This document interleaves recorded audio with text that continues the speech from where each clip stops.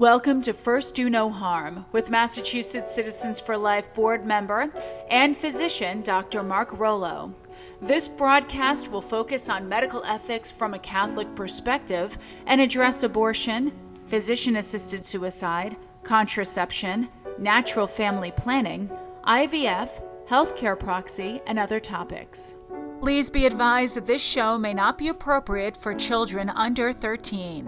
Hello and welcome back to First Do No Harm, a show about medical ethics from a Catholic perspective.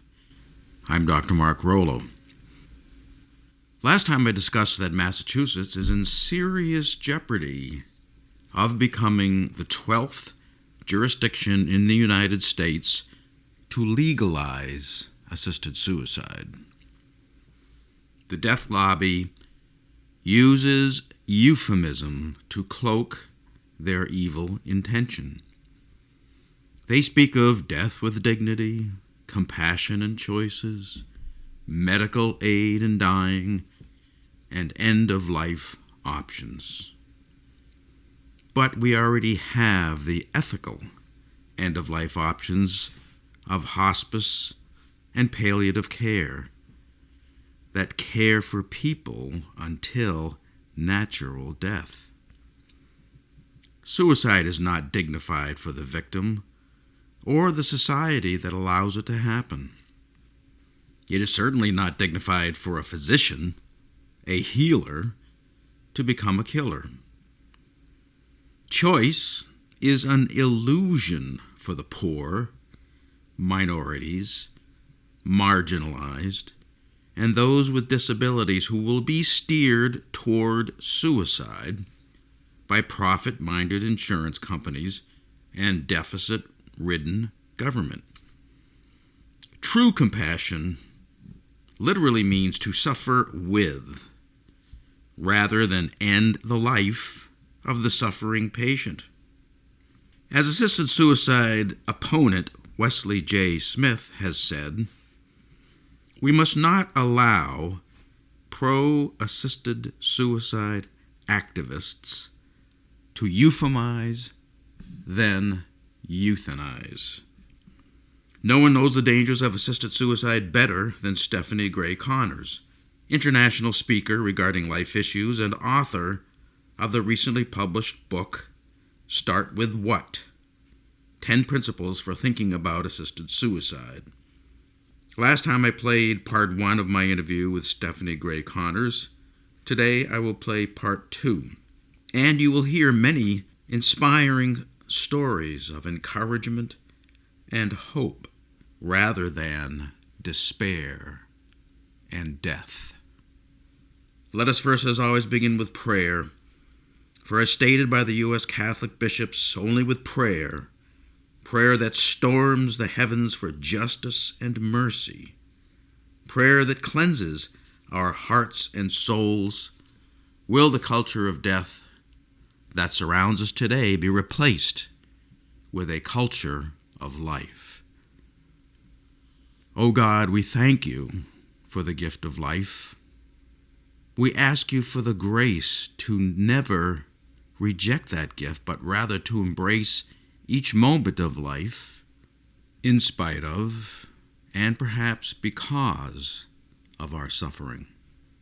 St. Paul tells us in Colossians chapter 1, verse 24, now I rejoice in my sufferings for your sake, and in my flesh I am filling up what is lacking in the afflictions of Christ on behalf of his body, which is the church. Lord, help us to embrace our suffering and dying, especially those final, precious moments of life when we have a chance to reconcile, to say goodbye, to forgive, and be forgiven. We ask this in Jesus' name. Amen. A palliative care volunteer once stated, relieving suffering is for all of us our primary duty. But denying that it can have meaning falls under the failure to provide assistance to a person in danger. This quote comes from an excellent book entitled Euthanasia, Searching for the Full Story, Experiences and Insights of Belgian Doctors and Nurses. In this book, the point is made that people who work in palliative care know that a request for euthanasia is often a cry for help, and that in most cases, once the person's suffering is actively listened to, taken seriously, and solutions offered, the request for euthanasia usually disappears. In our death culture, radical autonomy has become the fundamental value to be respected rather than life itself. As a result, death has increasingly become the solution rather than the solution of true compassion, which again means suffering with. When life is the priority, especially meaningful life that knows the love of someone joining with the sufferer, solutions for suffering can be found. In a world that has embraced atheism and hedonism, suffering is seen as pointless. However, suffering is an unavoidable part of life, whether it is physical, mental, existential, or spiritual. In part 2 of my interview with Stephanie Gray Connor, she makes the point that it is finding meaning in suffering which enables one to live until natural death. Suffering, she says, unleashes love. Now, part 2 of my interview with Stephanie Gray Connors. I love the fact that your book deals with lots and lots of stories, and the other side is who are pro-assisted suicide are famous for stories that try to evoke a lot of sympathy, and they do evoke sympathy, and oftentimes we on the other side respond with just didactic sorts of arguments which really don't grab people. And so your stories, as I went through it, really does grab you. And like an example to start with, you referred to Viktor Frankl, who was a psychiatrist and a Holocaust survivor. And he wrote, of course, a book fairly famous called Man's Search for Meaning.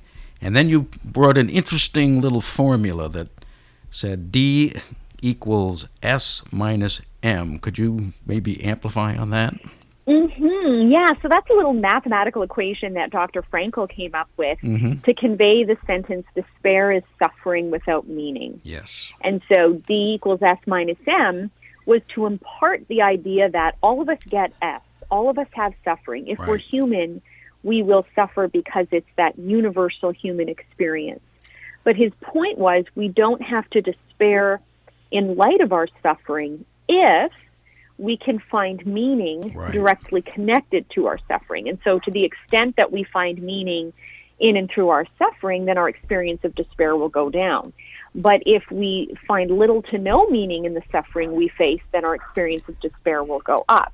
And so what he would then say is we need to help people search for meaning in their suffering so they don't despair. And really his phrase, man's search for meaning, is another way of saying start with what. Because when you search for what good can come out of a bad situation, you're really looking for meaning. And Dr. Frankl himself provides a very powerful example of a teenager in Texas who had been in a car accident and became a quadriplegic. And he said, let me tell you how she spends her days. He said she watches the news, she reads the news, listens to the news, and whenever she comes across a story of someone who's suffering, going through hardship, maybe some natural disaster, a fire burned down their home or a tsunami hit their village, whatever the issue is, he said she calls for an assistant to come to her to place a stick in her mouth, because of course she can't move her limbs. Right. And then she uses the stick to pound out letters on a keyboard in order to write notes of encouragement to the people that she had read about in the news. Oh, that's amazing. And Dr. Frankel said that young woman lives a life of profound meaning and purpose. It's not that her life lacks suffering. Of course she's suffering. She was independent. She's no longer independent. She can't move her limbs. There's so much she can't do. But her ability to empathize, to connect, inspire, and provide compassion has been heightened because of her own experience, and therefore, in acting upon that drive to be compassionate towards others, she's actually tying meaning in directly to her experience of suffering, and that's why she's not despairing. Right, and you speak more about that in a subsequent chapter where you make the statement that suffering unleashes love, and that really grabbed me because my own mother is 99 years old, and she's in a assisted living facility, and she has dementia, and she's not communicative, and she cannot move at all. About the only thing she can do for herself is take a sippy cup with a straw, pick it up, and take a drink. And that's about the only thing. But she appears to be content, happy.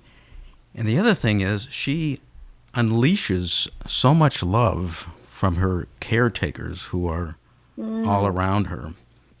Another example that came to me was I was taking care of an adult mentally retarded individual who was in his 30s, big guy, and his sister took care of her like a baby.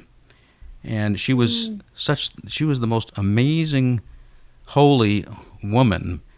And it was the suffering of her brother and her own suffering as a result that helped make her this incredibly holy person. And I know you've got your own examples in your book.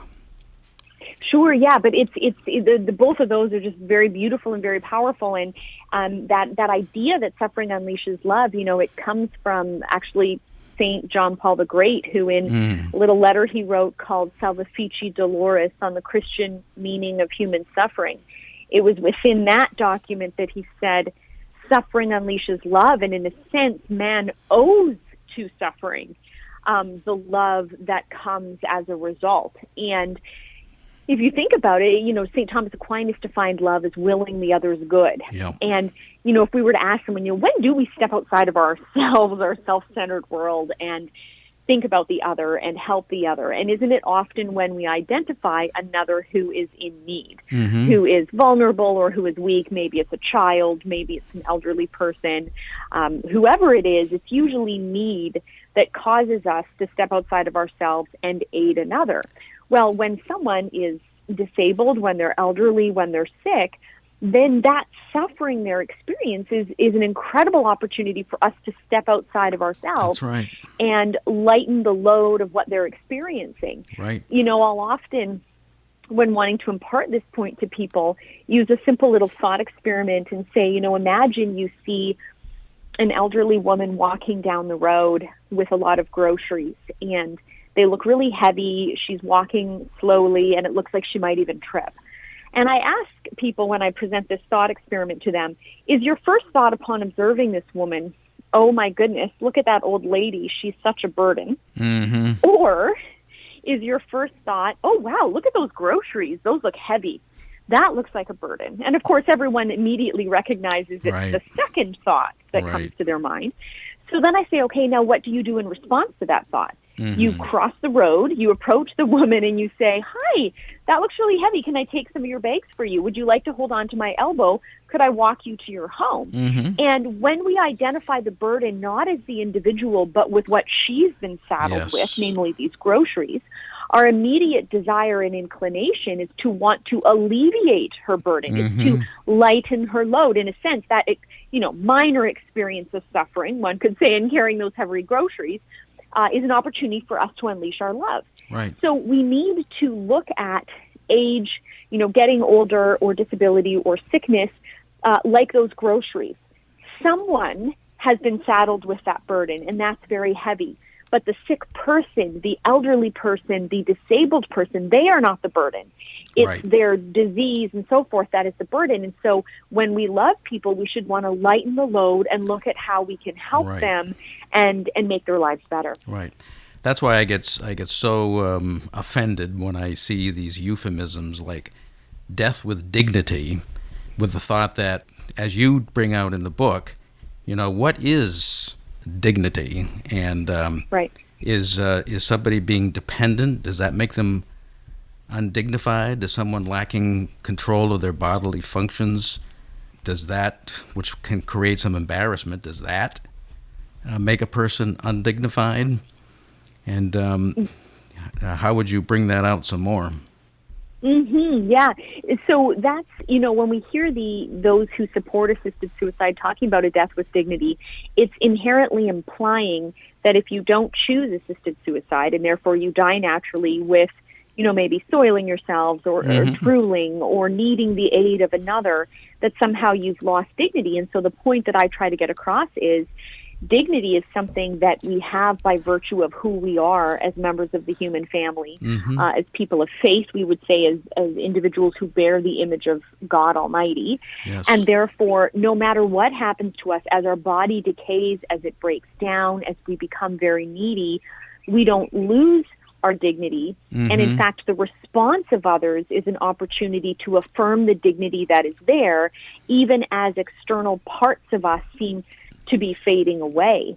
And so I think there's a great, actually simple little story I use in my book that I think illustrates that point. I had come across a news article from several years ago, a woman who had owned an apartment in Europe during the Holocaust fled. She basically locked the doors and left, but she continued to pay, it was either a mortgage or a rent, for decades until she finally died and her estate was bequeathed to someone. And when those people entered the apartment that hadn't been entered in decades, it was like stepping into history and walking into a museum. And this had been a very wealthy woman, so there was a lot of antiques in the apartment, there was a lot of art, and there was one piece of art in particular that when, a number of people started going through her things, they thought, oh my goodness, this actually looks like it could be worth a lot of money. And they had it appraised and realized it was some famous piece of art. And I think it sold for like over €1 million or something.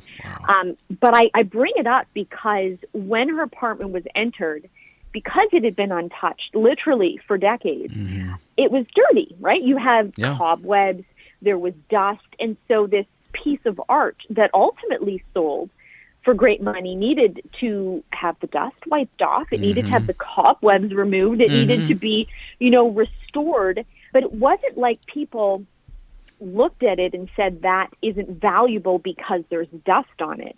Instead, they said that is valuable. Let's remove the dust. Yes. That is worth a lot of money. Let's remove the cobwebs. And so in the same way, when someone is very sick, when tumors are taking over their body, when, they're vomiting or whatever the circumstance may be, our response should be like that of the painting. Oh my goodness, let me clean you up quickly. Let me help you. Let me wash your face because I see the dignity in you, and I'm therefore reacting because of a dignity that is there, as opposed to abandoning with the implication that the dignity was somehow lost. Right. Well, I like the way you put it in the book. You say human dignity is unconditional.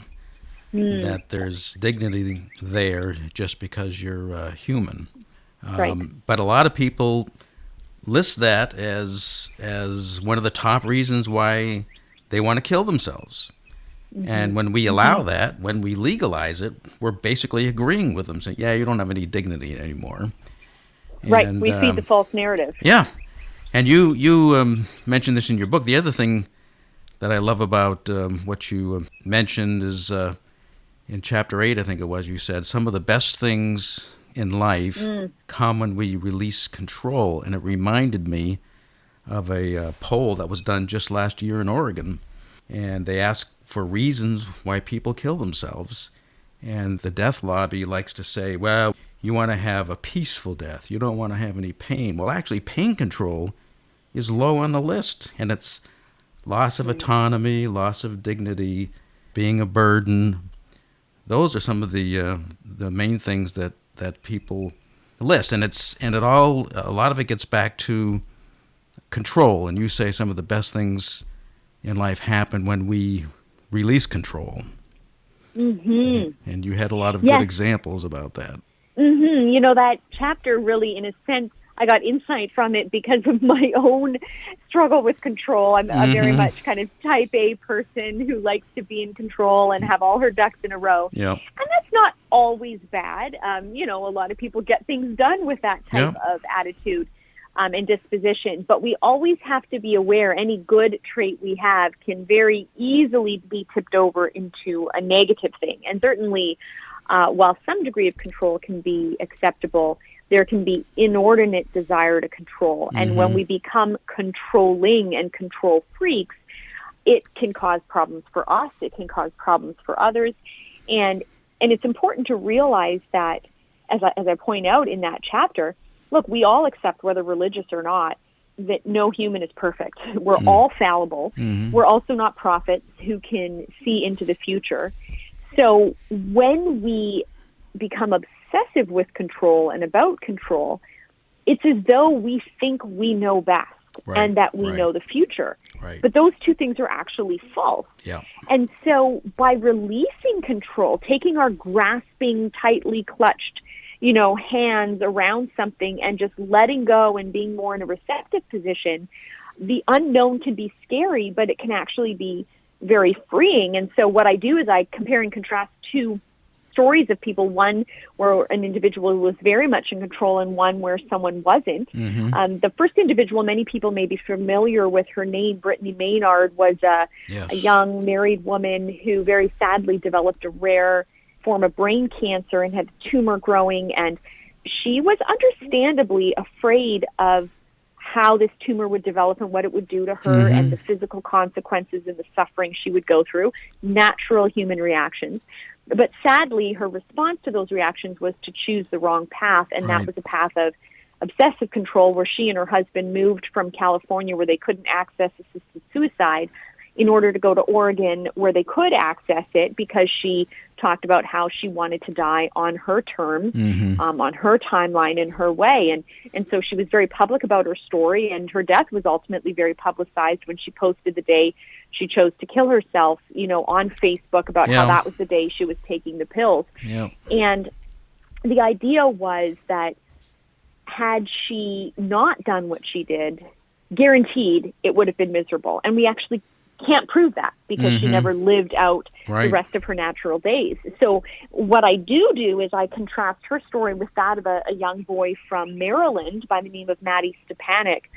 His story is quite incredible. For any of your Catholic listeners, I actually first learned about Matty through Raymond Arroyo of EWTN, and Raymond is part of a committee of people that are opening Matty's cause for canonization. Yes, I did hear about that tangentially. Yeah. His story is just amazing, but he was born with a rare form of muscular dystrophy that killed his previous 3 siblings. And after he was born, the doctors realized his mom unknowingly had been the genetic carrier of this condition, that she herself would develop an adult onset version of it, and that Matty, wouldn't have survived beyond birth, except he actually did, and he survived until he was almost 14, which astounded the medical community. But what's most striking, I think, about his story was that when he was about 11 years old, for all intents and purposes, it seems like he was on his deathbed, and, his mom describes how he was bleeding out in different places, and he was in pain, and, the doctor said, look, he's dying, and we need to keep him in the hospital, though, because we want to manage his pain, which we can't do as well from home.